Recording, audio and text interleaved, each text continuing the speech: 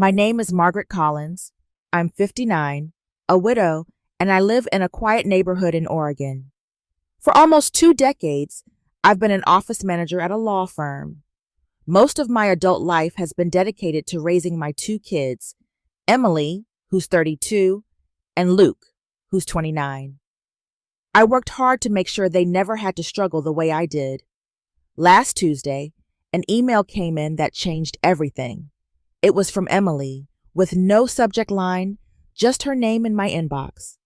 I smiled, thinking it was a quick update before her wedding, which was just a few weeks away. We had talked about the plans, and I'd already sent her $30,000 to help book the venue, a photographer, and the florist she'd loved since college. But when I opened that email, the smile just evaporated. Mom. That's how it started. No, dear Mom, just Mom, like I was a label. She explained that she, her fiancé Andrew, and his family had finalized the guest list for the Napa Valley ceremony, and after a lot of thought, they decided it would be best for me to watch the wedding via live stream. She said Andrew's mom was particular about the guest count and wanted to keep things intimate. At the very end, she added a line that felt like salt in an open wound.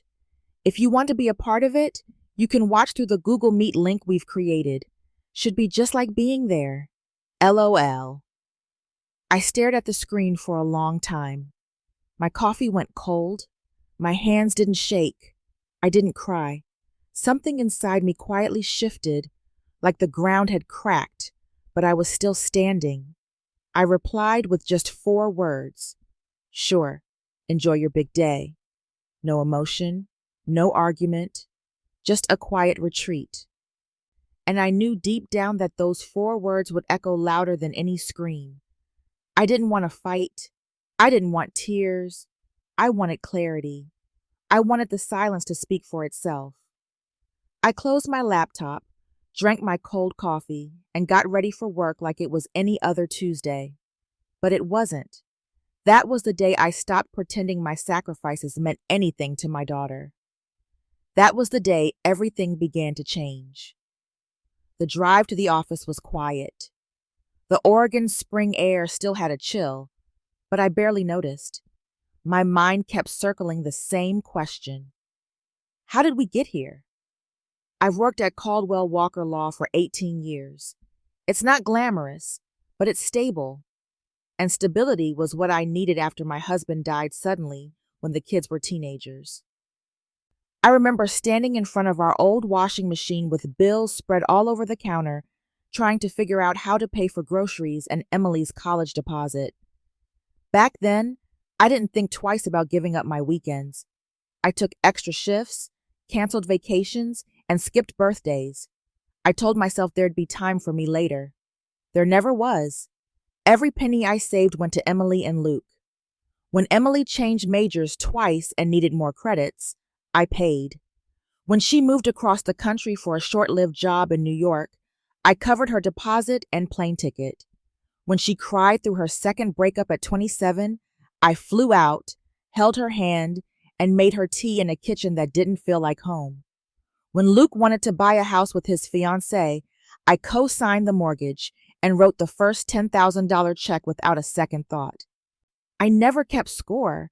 That's what mothers do, right?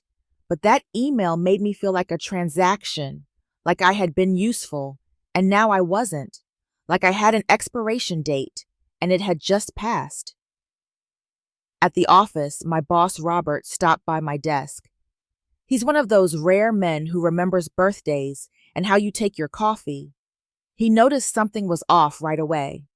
You look like you've seen a ghost, he said, setting a latte from the cafe downstairs on my desk. I wanted to tell him everything. I wanted to say my daughter just disinvited me from her wedding. Instead, I just smiled and said I hadn't slept well. He didn't push. That small act of kindness, the coffee, the silence, nearly undid me. After all the noise in my head that morning, it reminded me that I still existed, that I still mattered, even if only in a quiet way. Around lunchtime, my phone buzzed. Emily again. Her name lit up my screen like a spotlight I didn't want.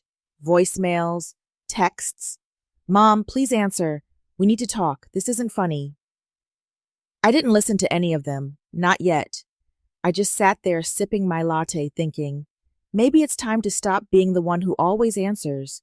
Maybe it's time to stop playing a role in someone else's story when they won't even let you on the stage. That afternoon, I made a decision that would shift the ground beneath all of us. I wasn't going to scream. I wasn't going to beg. I was going to do something far more powerful. I was going to act. After work, I didn't go straight home. I drove to First Federal Bank, a few blocks down from the office. Carlos, the branch manager, had helped me with everything from setting up college funds to adjusting retirement contributions. He always greeted me by name. Mrs. Collins, he smiled, standing to shake my hand. What can I do for you today? I sat down across from him and placed my purse on the floor. My voice was calm, almost too calm. I need to cancel a wire transfer, I said. He blinked.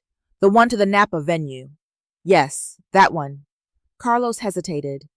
There may be a cancellation fee, but may I ask why? The circumstances have changed, I replied without elaborating. He looked something up on his screen. You're in luck. It hasn't processed yet, just in time. He paused, then looked up at me. Are you sure, Mrs. Collins? $50,000 is a significant amount. I nodded. I'm sure? $50,000. That was the amount I had planned to send on top of the $30,000 that was already gone. $80,000 total for a wedding I wasn't allowed to attend. I signed the necessary forms and left the bank without a second thought. By the time I got home, there were 9 missed calls from Emily, 2 from Luke. One voicemail simply said, Mom, please don't do this. I turned off my phone. In the kitchen, I reached for the bottle of red wine I'd been saving for Thanksgiving. I hadn't opened it back then. Emily was supposed to visit, but she canceled last minute. Work, she said. I poured a glass, took it out to the porch, and sat in the fading sunlight. Birds chirped in the trees. A neighbor's dog barked. Everything felt still. And then the memories started coming in waves. All the birthdays I'd planned alone. All the holiday dinners where I pretended I wasn't waiting for a call that never came. All the small sacrifices that nobody noticed. The new shoes I didn't buy. The car I drove for 14 years. The vacations I postponed. I thought about Andrew's mother, the woman who barely knew Emily, yet her opinion carried more weight than mine. The woman whose idea of family meant excluding the one person who had carried Emily through every hard season of her life. I thought about the way Emily signed off her email with LOL, as if watching your own daughter's wedding through a screen was a joke. And finally, I thought about myself, not as a mother, not as a widow, but as a woman. What did I want? Peace. Dignity. A life that didn't revolve around being useful to people who only showed up when they needed something. That night, around 9:00 p.m., the doorbell rang. I thought about ignoring it, but curiosity got the better of me. It was Luke, still in his office clothes, tie loosened, sleeves rolled up. He looked uncomfortable, holding his phone in one hand like a shield. Mom, he said, stepping inside before I could speak. Why aren't you answering your phone? Emily's freaking out. I shut the door calmly. Hello to you too. He sighed, already pacing. She says you're not coming to the wedding now, that you're being difficult. I laughed. Difficult? For not attending a wedding I was uninvited from? He shifted uncomfortably. Andrew's parents are footing most of the bill, Mom.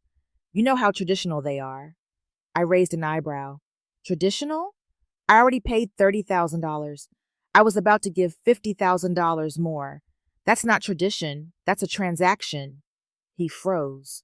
Wait. You were sending another 50?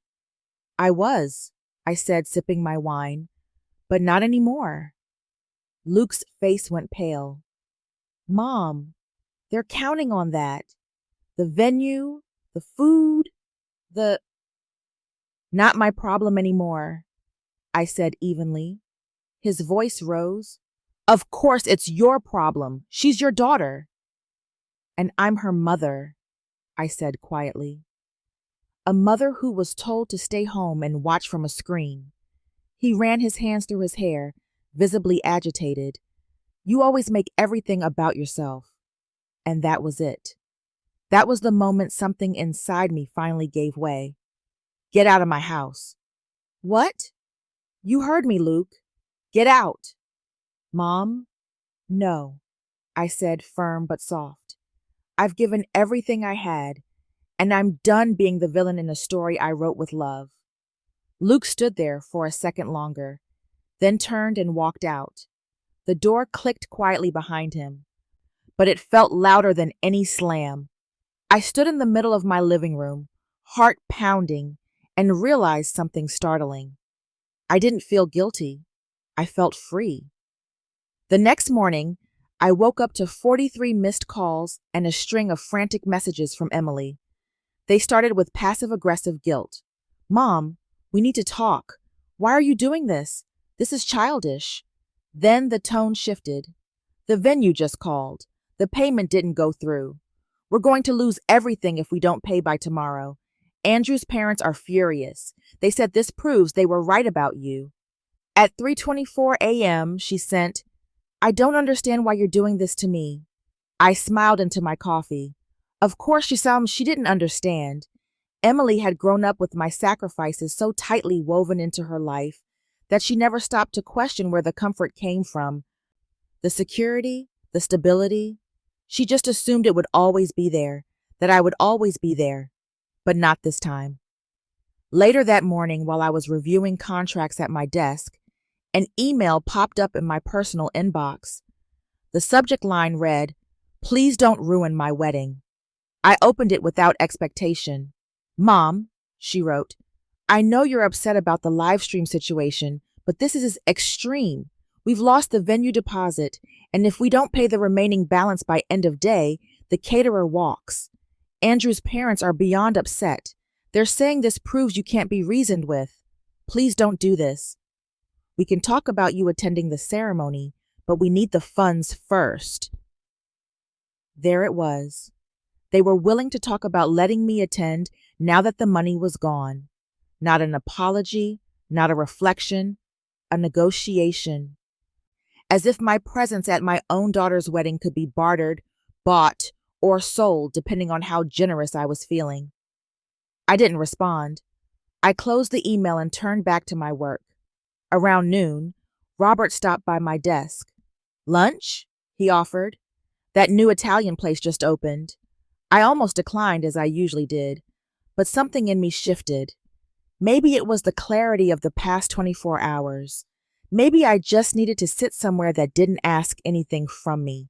So I nodded. I'd like that.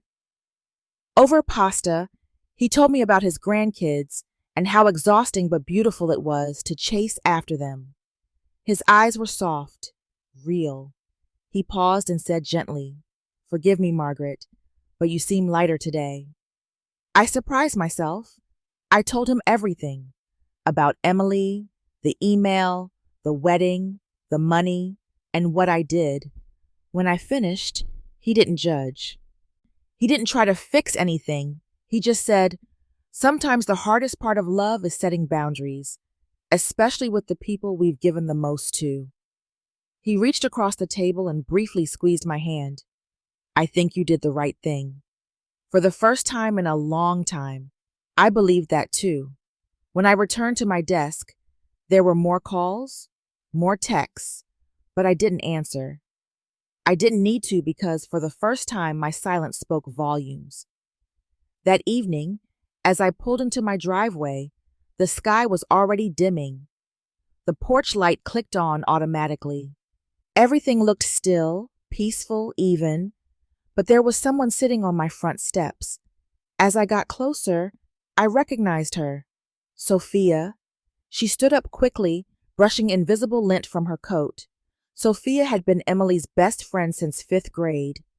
She spent countless weekends at our house, baking cookies, watching movies, giggling in sleeping bags until dawn. I hadn't seen her in years. "Mrs. Collins," she said softly, "I'm sorry to drop by like this." "It's fine," I replied, unlocking the door. "Would you like some tea?" She followed me into the kitchen, her eyes scanning the familiar walls like they held old echoes. I filled the kettle and waited. "Emily sent you?" I finally asked. She didn't answer right away. "She's a mess. They lost the venue. The florist dropped out. Andrew's parents are threatening to cancel the wedding." I said nothing, placing 2 mugs on the counter. "She's panicking," Sophia continued. "She knows she messed up. She just doesn't know how to fix it." "Is that why you're here?" I asked. "To fix it?" She shook her head. "No, I'm here to ask." "Is there anything she can say or do to change your mind?" I paused. Was there? Would an apology change the way it felt to be excluded? To be used like a bank account? To be told you're not welcome unless your money is? I looked at Sophia, still young, still hopeful. "No," I said quietly. "There isn't." Her shoulders sagged. "Not even if she apologizes?" I handed her a mug of tea. Words are easy, Sophia, especially when people are desperate. But the people who love you, they don't wait until you cut them off to see you. Sophia looked down into her tea, nodding slowly. "I get it," she said, "even if she doesn't. I'm sorry, Mrs. Collins." "You don't need to be," I replied. We stood in silence for a moment, 2 women from different generations, connected by one hard truth. Sometimes love has limits. Sometimes the only way to be seen is to walk away. Sophia didn't stay long. She didn't try to argue. She just thanked me, hugged me gently, and walked back into the night. And I finally closed the door on a version of myself I had long outgrown. The wedding never happened, not as they planned. According to Luke, they ended up doing a small backyard ceremony weeks later, just a few relatives and Andrew's parents. I wasn't invited, and this time I didn't need to be. In the weeks that followed, Emily sent one more email, a long one. Emotional, half apology, half justification. I read it once, then archived it. I wasn't angry anymore, just done. There's a strange peace that comes with letting go, not in rage, but in clarity. For the first time in decades, I woke up not wondering who needed something from me, not bracing for another guilt trip disguised as love. I made a new rule for myself. If my presence is negotiable, then so is my effort. I go to work. I read novels. I joined a pottery class. I have dinner with friends who see me, not what I can give them. And I've learned something I wish I'd known sooner. You don't have to burn yourself to keep others warm. If you've ever had a similar experience, or if this story sparked a question in your mind about setting boundaries with family, let us know in the comments below. We'd love to hear your thoughts on how to handle situations like this.